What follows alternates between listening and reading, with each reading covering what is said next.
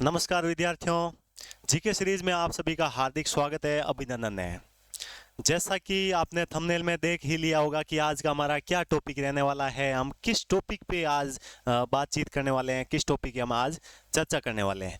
तो आज का हमारा नया टॉपिक रहने वाला है, या फिर पहला टॉपिक ही मानिए, एसएससी जीडी 2025-26 नई भर्ती। इसकी चयन प्रक्रिया क्या है, सिलेबस क्या है, फिजिकल कैसे होगा, बेस्ट बुक्स कौन सी है, कोचिंग करनी चाहिए कि नहीं करनी चाहिए, टेस्ट कहाँ से दें, ऑनलाइन दें आपलाइन दें, ठीक है। इन सब बातों पे हम चर्चा करने वाले हैं। चलिए, तो इसमें पॉइंट टू पॉइंट हम बातचीत करेंगे। उससे पहले आपकी जानकारी के लिए बता दूं कि एसएससी जीडी है क्या। पहला प्रश्न आपके मन में आता है, जैसे कोई स्टूडेंट 12th करके आता है तो उसके मन में एक ही चीज़ आती है कि एसएससी जीडी है क्या। इस एग्ज़ाम की हम तैयारी कर रहे हैं, पर ये है क्या, ठीक है। तो जैसे आपके स्टेट में पुलिस होती है, जैसे राजस्थान पुलिस हो गई, दिल्ली पुलिस हो गई, UP police, Haryana police, Bihar police, उसी प्रकार से ये सेंट्रल लेवल की पुलिस है ना। सेंट्रल लेवल की नहीं कह सकते, पर एक अर्धसैनिक बल है ना, जिसके अंतर्गत आपके BSF, CISF, CRPF, ITBP, SSB, NIA, SSF और असम राइफल्स, ये सब शामिल होते हैं। अब भर्ती का प्रोसेस क्या रहता है, तो इसमें जैसे मान लीजिए कि बीएसएफ से कोई बंदा रिटायरमेंट हो रहा है। मान लीजिए कि इस साल बीएसएफ से कुल 1000 फौजी रिटायरमेंट हो गए, ठीक है। उसी प्रकार से सीआईएसएफ से मान लीजिए कि 750, ठीक है। ऐसे करके एसएसबी से मान लो कि 15 हो गए, ठीक है। असम राइफल से मान लीजिए कि 15,000 रिटायरमेंट हो रहे हैं। तो ऐसे करके ये मतलब इसमें पोस्टें खाली होती है, और इन पोस्टों की पूर्ति के लिए भर्ती करवाई जाती है, ठीक है। तो ये क्या करते हैं, जैसे मान लीजिए कि इनके पास ये होती है लिस्ट, पूरी जानकारी होती है कि हमारे कितनी पोस्टें खाली है, तो ये लिस्ट भेजते हैं एसएससी के पास। एसएससी एक संस्था है, ठीक है। ये एग्ज़ाम कंडक्ट करवाता है, इसको भेज दिया है, और ये क्या करवाएगी, एग्ज़ाम कंडक्ट करवाएगी। इसमें आपके 3-4 चरण होते हैं, उसके आधार पर आपकी चयन प्रक्रिया संपन्न होती है, आपका सिलेक्शन होता है, ठीक है। तो इसमें क्या क्या आपकी चयन प्रक्रिया है, क्या चयन प्रक्रिया है, तो उसमें देखिए सिलेक्शन प्रोसेस क्या रहने वाला है। पहला तो है कंप्यूटर बेस्ड एग्जाम, है ना। कंप्यूटर बेस्ड एग्जाम यानी कि आपका रिटन एग्जाम होगा। क्या होगा, रिटन एग्जाम यानी कि लिखित परीक्षा होगी, जो आपके सीबीई यानी कि कंप्यूटर बेस्ड होगी, यानी कि कंप्यूटर आधारित परीक्षा होगी आपके। जैसे पहले तो क्या होता था कि ऑफलाइन परीक्षा होती थी। ऑफलाइन का मतलब क्या हो गया, आपको पेपर दे दिया, ओमार शीट दे दी और उसको सॉल्व कर दो। लेकिन वर्तमान में ऐसा नहीं है। वर्तमान में आपके कंप्यूटर के सामने बिठाया जाएगा और उसमें क्वेश्चन आएंगे, आपको आंसर देने हैं, ठीक है। मोड कैसा रहने वाला, ऑनलाइन, बिल्कुल समझ गए हम।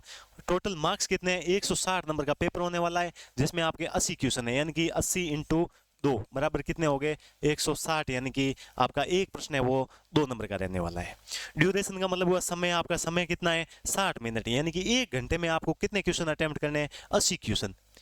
अब आप कहोगे सर 1 घंटे में 80 क्वेश्चन कैसे अटेम्प्ट करेंगे, ये तरीका मैं भी आपको सिखाऊंगा, ठीक है। फिर दूसरा प्रोसेस है आपका फिजिकल टेस्ट, है ना। फिजिकल टेस्ट में क्या होता है, सबसे पहले तो आपकी दौड़ होती है। पुरुषों के लिए 5 किलोमीटर दौड़ है, 24 मिनट का टाइम है। महिलाओं के लिए 1.6 किलोमीटर, जिसमें 8.5 मिनट का टाइम, यानी कि आपके 1600 मीटर की दौड़ होगी। जैसे आर्मी में 1600 मीटर की दौड़ होती है, लेकिन उसमें टाइम कम दिया जाता है। ठीक उसी प्रकार से इसमें 1600 मीटर की दौड़ होती है महिलाओं के लिए, केवल महिलाओं के लिए, और उसमें टाइम मिलेगा आपको 8.5 मिनट। फिर आपकी हाइट और चेस्ट कितने होने चाहिए, जनरल, ओबीसी और एससी, यानी कि ओबीसी और एससी जनरल के लिए 170 सेंटीमीटर पुरुषों के लिए और 157 सेंटीमीटर महिलाओं के लिए होनी चाहिए। एसटी के लिए, शेड्यूल्ड ट्राइब्स के लिए आपके 162 सेंटीमीटर, 162.5 सेंटीमीटर ये पुरुषों के लिए, और 150 सेंटीमीटर किसके लिए, महिलाओं के लिए हाइट होनी चाहिए, ठीक है। इसके बाद में चेस्ट की बात करें तो पुरुषों के लिए 80 से 85 सेंटीमीटर। इसका मतलब क्या हुआ, जैसे आप सीधे खड़े हो तो आपका जो सीना है वो 80 सेंटीमीटर होना चाहिए, ठीक है। और फूलने के बाद में फिर आपको कहेंगे कि फूलो, फिर आपको फूलना पड़ेगा। फिर आपके फूलने के बाद में कितना होना चाहिए, 5 सेंटीमीटर फूलना चाहिए, यानी कि 80 से 85 की बेस में आपका सीना होना चाहिए। तीसरा है मेडिकल एग्जामिनेशन। तीसरा प्रोसेस आपका मेडिकल होगा। मेडिकल में क्या होता है, कोई टूट फूट नहीं होना चाहिए, ऐसे नहीं कि आपका कोई अंग टूटा हुआ है, ये नहीं होना चाहिए। फ्लैट फुट यानी कि पैर है वो सपाट नहीं होना चाहिए। नोक नहीं यानी कि घुटने आपके टच नहीं होने चाहिए। इसके अलावा और भी है मेडिकल, ठीक है। कभी हम मेडिकल पर विस्तार से चर्चा करेंगे। चौथा है आपका फाइनल मेरिट लिस्ट।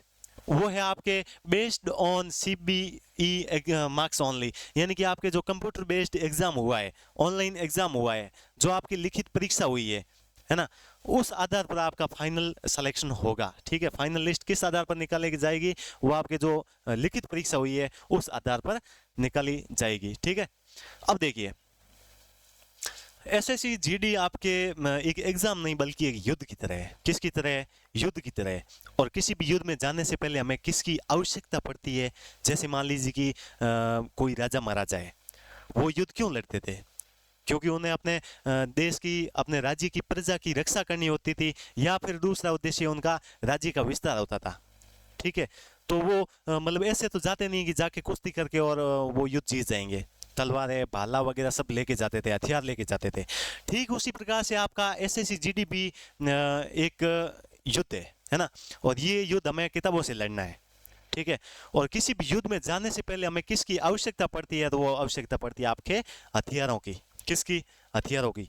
जैसे मान लीजिए कि आप किसी से युद्ध लड़ने जा रहे हैं, या फिर किसी से लड़ाई होगी, किसी दोस्त की किसी दूसरे आदमी के साथ लड़ाई होगी, तो दोस्त ने फोन किया, भाई कहाँ है, जल्दी सामान लेके पहुंच, और बंदे लोगों को भी फोन कर। आप क्या करोगे? हैं? जैसे मान लीजिए वो एक तरीके से युद्ध ही है, यानी कि लड़ाई। वर्तमान टाइम में युद्ध का मतलब तो नॉर्मल छोटी मोटी लड़ाई हो गई है ना, ऐसी लड़ाई होती थी पहले, लेकिन ऐसी नहीं, भयंकर लड़ाई होती थी। लेकिन इसको आप युद्ध मान लो। अब यहाँ से आप चाकू लेके जा रहे हो और सामने वाला सीधा आपको पिस्टल दिखा दे, तो क्या होगा? मतलब मामला बेटा नहीं। तो कहने का मतलब ये हुआ मेरा कि जैसे सामने वाला पिस्टल लेके जा रहा है, तो आपको या तो कारतूस लेके जाना पड़ेगा, या फिर आपको भी पिस्टल लेके जानी पड़ेगी, यानी कि उससे बड़ा हथियार लेके जाना पड़ेगा। ठीक है, तो उसी प्रकार से SSGD एग्जाम भी एक युद्ध है, उसमें हमें हथियारों की आवश्यकता पड़ती है, और हथियार क्या है? हमारे सिलेबस है। ठीक है, हमें मतलब देखना होता है कि कहाँ से कितने प्रश्न पूछे जाते हैं, कौन सा टॉपिक इंपॉर्टेंट है, कौन सा ज़्यादा पढ़ना चाहिए, कौन सा कम पढ़ना चाहिए। ठीक है, तो इसमें हमारा हथियार क्या हो गया? सिलेबस हो गया। ठीक है, फिर हथियारों को धार देने के लिए, धार देने का मतलब क्या हुआ? जैसे आप कोई चाकू है, आप चाकू लेके जा रहे हो, सीधा लेके चले गए तो वो मामला बैठेगा नहीं। या फिर आप जैसे सब्जी काट रहे हो, तो वो काटते काटते वो चाकू पुराना होता है, तो फिर सब्जी काटना थोड़ी मुश्किल हो जाती है। तो आप क्या करते हो? पत्थर के ऊपर घिसते हो। उसी प्रकार वो क्या करते हो? आप उसके चाकू को धार देते हो, है ना। ठीक उसी प्रकार से अपने सिलेबस को धार देने के लिए किसकी जरूरत पड़ेगी? तो आपके प्रीवियस ईयर क्वेश्चंस, यानी कि जो पुराने प्रश्न पत्र है, उनकी जरूरत पड़ेगी। ठीक है, तो आपको क्या करना है? सबसे पहले आपको सिलेबस उठाना है, उसके बाद में प्रीवियस ईयर क्वेश्चन जो भी है आपके SSGD 2018 से लेके, या फिर 2000, आप मान लीजिए 2001 से ही मानो ना, या 2010 से मान लो, 2010 से 2024 तक जितने भी पेपर हुए उन सबको उठाना है, और उनको एक बार निकाल लेना, आंखों से निकाल लेना है। तो इसमें आपके क्या क्या विषय रहने वाले हैं, कितने नंबर के हैं, कितने प्रश्न आने वाले हैं? तो सबसे पहले सामान्य बुद्धिमत्ता, इसका मतलब क्या हो गया? रीजनिंग। रीजनिंग के 20 प्रश्न है, 40 अंक है। ठीक है, एक प्रश्न 2 नंबर का है। ठीक है, 2 नंबर का एक प्रश्न है। टोटल कितने? 20 प्रश्न इंटू 2 बराबर कितने हो गए? 40 नंबर का रीजनिंग है। फिर जनरल नॉलेज, यानी कि सामान्य अध्ययन, यानी कि आपका GK GS 20 क्वेश्चन है, 40 मार्क्स है। गणित भी 20 40, और हिंदी या अंग्रेजी, अब दोनों में से एक ऑप्शनल है, आपको या तो हिंदी चुननी होगी या अंग्रेजी चुननी होगी। ठीक है, दोनों में से कोई सा एक, 20 यानी 20 और 40, टोटल प्रश्न 80, और 160 नंबर का 1 घंटे का टाइम है। ठीक है, अब आप कहोगे सर हम 1 घंटे में 80 क्वेश्चन किस प्रकार अटेम्प्ट करेंगे, है ना। तो ये तरीका भी मैं आपको बता देता हूं। देखिए, जैसे आपके पास 1 घंटा है, और क्वेश्चन आपके पास 80 क्वेश्चन है। ठीक है, अब जैसे मान लीजिए कि हिंदी के 20 प्रश्न पूछे जा रहे हैं, या तो आप हिंदी या अंग्रेजी, दोनों में से एक चूज करिए। सबसे पहले हमें भाषा वाला पोर्शन सॉल्व करना है। जैसे हिंदी, हिंदी में क्या होता है? बेसिक हिंदी पूछी जाती है। एक क्वेश्चन को अटेम्प्ट करने में ज़्यादा से ज़्यादा कितना समय लगेगा? 10 सेकंड, 15 सेकंड, मैं 15 सेकंड मान के चल रहा हूँ। ठीक है, हिंदी में कितने सेकंड? 15 सेकंड। ठीक है, अब जैसे यहाँ पे मैंने 15 सेकंड मान लिए, क्वेश्चन कितने? 20, तो कितना हो गया आपके? 0 0, अब गुणा कर दीजिए ना, 5 दूनी 10, 1, 300, है ना। 300 सेकंड, 300 सेकंड का मतलब क्या हो गया आपके? 5 मिनट, यानी कि 5 मिनट में आप हिंदी को कवर कर रहे हो। 5 मिनट में हिंदी हो गई। अब टाइम कितना बचा? 55 मिनट। कितने मिनट? 55 मिनट। फिर आपको क्या करना है? फिर आपको जाना है सीधा जनरल नॉलेज पे। जनरल नॉलेज में बेसिक क्वेश्चन पूछे जाते हैं, current affairs, static, polity, geography, history से, ठीक है। तो इसमें क्या करना है, अब जैसे इसमें आपने 15 सेकंड दिए ना, तो इसमें मान लीजिए कि आप 20 या 25 सेकंड दे रहे हैं, 25 सेकंड मान लीजिए, ठीक है। तो जैसे 20 प्रश्न है, 25 सेकंड एक प्रश्न में लगा रहे हो, तो कितना, 25 जीरो जीरो, ये हो गया 5 दूनी 10 4, है ना। मतलब कि आपके 500 सेकंड किस में लग रहे हैं, जीके में लग रहे हैं। फिर आपको करनी है रीजनिंग, फिर आपको क्या करनी है, रीजनिंग करनी है। रीजनिंग में ये ध्यान रखना 15 मिनट लास्ट हमने देने हैं रीजनिंग को, और बाकी का जो भी टाइम मिले वो आपको गणित को देना है। अब गणित को करना क्या है, डेली की प्रैक्टिस करनी है आपको। मतलब ऐसे नहीं कि आप केवल हिंदी पढ़ो, केवल जीके पढ़ो, केवल रीजनिंग पढ़ो, गणित आप क्लास ले लो फिर छोड़ दो। गणित की आपको डेली की प्रैक्टिस करनी। इसके लिए हम अलग से स्ट्रेटेजिक वीडियो बनाने वाले हैं, जैसे रीजनिंग कैसे पढ़ें, सामान्य अध्ययन यानी कि जीके के लिए अलग से वीडियो, गणित, हिंदी, अंग्रेजी के लिए अलग से वीडियो बनाने वाले हैं, ठीक है। अगला प्रोसेस है कैसे करें तैयारी, है ना, कैसे करें तैयारी, आपको किस प्रकार से तैयारी करनी है। अब इसमें दो सवाल आते हैं, पहला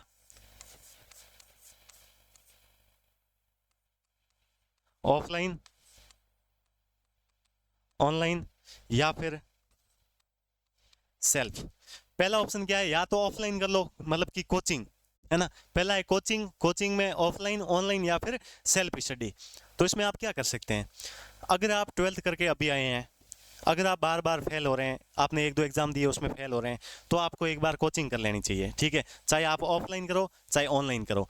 मेरा तो यही मानना है कि आप ऑनलाइन कोचिंग करिए, ऑनलाइन बेहतर रहती है, क्योंकि ऑफलाइन में ऐसा है कि टाइम थोड़ा बर्बाद ज़्यादा ही हो जाता है। अब आप गांव से शहर में आओगे फिर ऑफलाइन कोचिंग करोगे, थोड़ा टेढ़ा हो जाएगा काम। अगर आप शहर में रह रहे हैं, आसपास में कोई कोचिंग है, तो आप ऑफलाइन कोचिंग ले सकते हैं, ठीक है। मेरा मानना यही है कि आप ऑनलाइन कोचिंग करिए, लाइब्रेरी ज्वाइन करिए, या रूम में आराम से बैठिए, अगर आप शहर में रह रहे हैं या गांव में रह रहे हैं, एक कोर्नर पकड़िए और ऑनलाइन कोचिंग ज्वाइन करिए। जितनी डेली क्लास होती है उनको अच्छे से नोट्स बनाने अच्छे से करनी है, और उसके बाद में आपको क्या करना है, उसका रिविजन करना है। मैथ की जो भी आपको ऑनलाइन में जो भी प्रैक्टिस सेट दिए जाते हैं सारे सॉल्व कर लेने हैं, ठीक है। रोज़ आपको, रोज़ नहीं तो ही अगर आपके भर्ती आसपास नहीं है तो 7 दिन में, यानी कि संडे, हर संडे आपको फुल लेंथी पेपर देना है, वो आपको ऑनलाइन कोचिंग वाला प्रोवाइड करवाता ही है, ठीक है। फिर है सेल्फ स्टडी। अगर आप फिजिकल में आउट हो रहे हैं या फिर आप फाइनल मेरिट में आउट हो रहे हैं, तो आपको मेरी राय में आपको सेल्फ स्टडी करनी चाहिए, ठीक है। सेल्फ स्टडी कैसे, कौन सी किताबें पढ़नी है, उसके लिए हमने अलग से वीडियो कल डालेंगे, ठीक है। वो कौन सी किताबें पढ़नी है, कैसे पढ़ना है, कैसे नहीं पढ़ना है, ठीक है।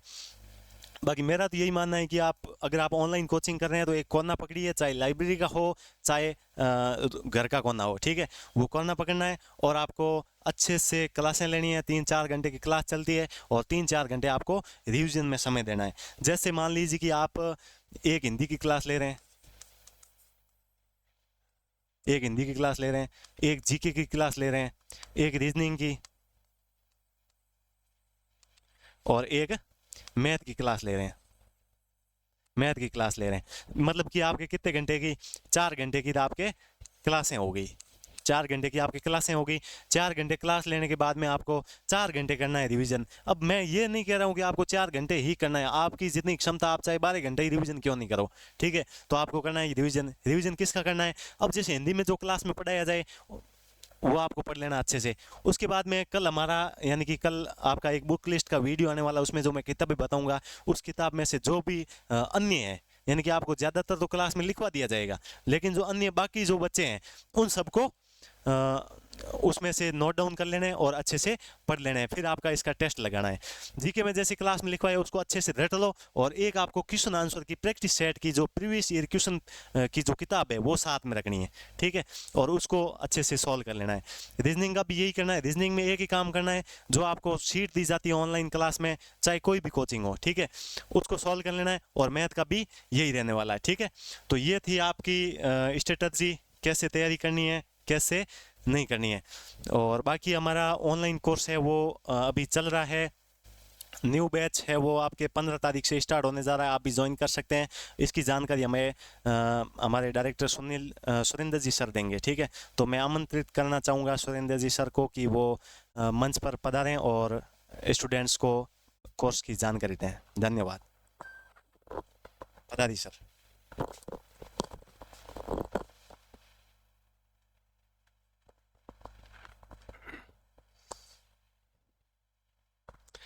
नमस्कार सभी का एक बार स्वागत मेरे वीरों का। और आपके सामने आज एक नई शख्सियत आपने देखा होगा प्रकाश जी सर को। प्रकाश जी सर के प्रकाश से आप सभी परिचित हो चुके होंगे। उन्होंने पूरा प्रोसेस आपको बताया है एसएससी जीडी का। दोस्तों एसएससी जीडी का मेन मुद्दा तो पहला तो है टाइमिंग वाला। आप देख चुके हो क्या टाइमिंग है, सिर्फ आपके सामने 60 मिनट है। और दूसरा है नेगेटिव मार्किंग का, क्योंकि नेगेटिव मार्किंग अपन है ना करते करते भी कर जाते हैं। तो ये भी आपको बिल्कुल शानदार तरीके से बिल्कुल समझना है।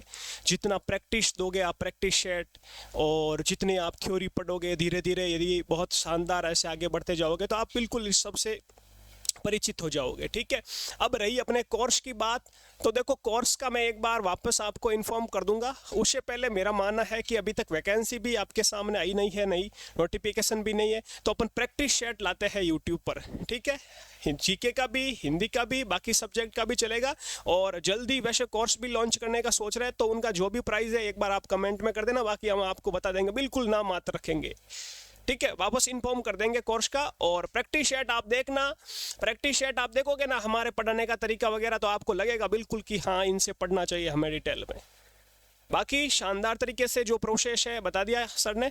और कल अपन क्या करेंगे, अब अलग अलग आपको अलग अलग एक एक छोटी छोटी क्लास में बताएंगे कि जीके को किस तरह से पढ़ना है, हिंदी को किस तरह से पढ़ना है, कौन सी बुक आपको परचेज करनी चाहिए, वो भी डिटेल में बताए। वैसे बताया होगा लेकिन फिर भी अपन डिटेल में बताएंगे इनके बारे में भी। ठीक है, बिल्कुल वर्दी पहना के रखेंगे। और बहुत ही अच्छा मौका है, अगली वैकेंसी आप देखना बिल्कुल अच्छे पोस्ट में आपको मिलने वाली है। तो जरूर जुड़े हमारे साथ, जो भी स्टूडेंट नए सोल्जर से, मुझे पता आज बहुत सारे स्टूडेंट जुड़ने वाले हैं, न्यू स्टूडेंट, तो आगे बिल्कुल जुड़े रहे हमारे साथ। आपको लगेगा कि यहाँ बिल्कुल आप सही जगह पर हो।